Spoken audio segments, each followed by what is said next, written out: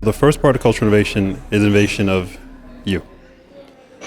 Are you willing to risk being embarrassed, being exposed, being the person laughed at because you have an idea that everyone has to hear? Are you willing to do that? Not many people are willing to do that. And that's one part of cultural innovation. The other part of cultural innovation is innovation inside your corporation. Does your corporation, does your company allow, does it have a culture that allows for somebody to stand out amongst everybody? Or do you all have to do everything together? Do you all have to agree upon everything? Right? Cultural innovation is culture. It's the you, it's the company culture. It is the second half. There's technology innovation and there's cultural innovation. And together, that makes up pretty much innovation.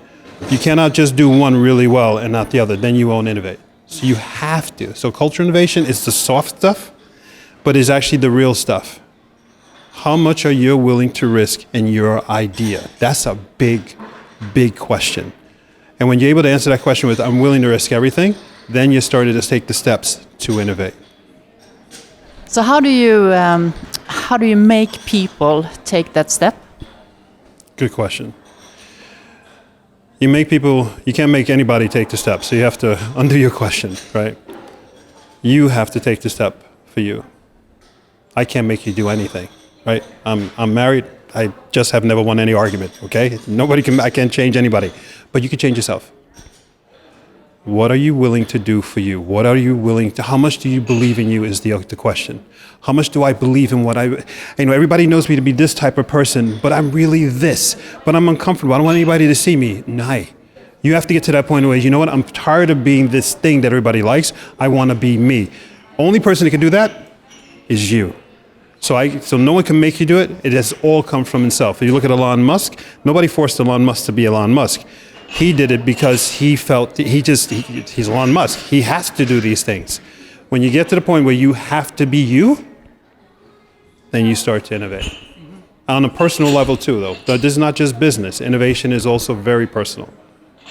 But it's also a question about how do you make organizations to do that step, and how do you, also for leaders, how can you convince your organization to be brave? So there's, in my head right now, I have two answers for that, right? So I can give you an answer from a third party, an outside person, and then there's the other answer of the same question as if you're inside the company. And these are two different answers.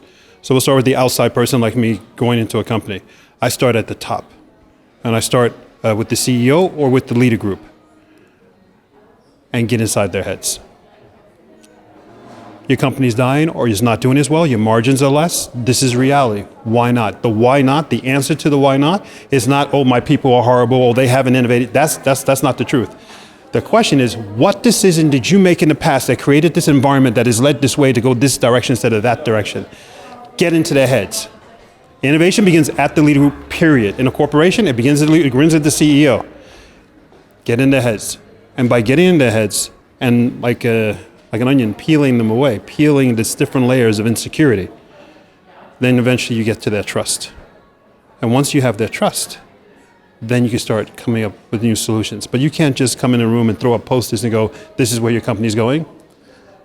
That's consultant talk. If you really want to innovate, you have to peel them, get to the core, and then build them up. So that's from the outside. From the inside, very difficult. Right? You have a job. You don't want to lose your job. You have a reputation. You got all these things going on. So this is the big decision you got to make. And the reason why I hesitate is because I was in it. Right? So I was the Director of Innovation for Skatteetaten, the tax authorities in Norway. That was a war. Okay, I know this from a fact. But when I took the job, the head director of Skatteetaten told me, Thomas, are you willing to go to war against Skatteetaten? That was my job. So every day I fought with all the leaders in every avdeling, every department, and said, you're wrong, you're doing things wrong. Not that I knew better, but I said, look at all the statistics, look at the information I have. We're going the wrong direction. So if you're inside a corporation and you want a challenge, it is a war. If you have kids in barnehage, kindergarten, if you have kids, you have a mortgage on your house, you got to pay for college, are you willing to take that war now? This is a big thing if you're inside. So how do you do that? If you're willing to take that step and speak up, first of all, congratulations. I'm behind you. Second step, do it from as personal as possible and look the CEO or the leader in the eye. And when you talk, don't do it like, I have an idea. No. You're willing to risk your entire family, the foundation of your life. I have an idea. Well, don't do the finger pointing, that's rude. But I have this idea. You have to hear me.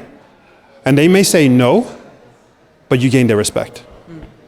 But to get there, you have to first innovate you, because you got to get to that point, and then look them in the eye with all the passion. And I sometimes tell people, they go, I don't know how to do that. I go, yes, you do.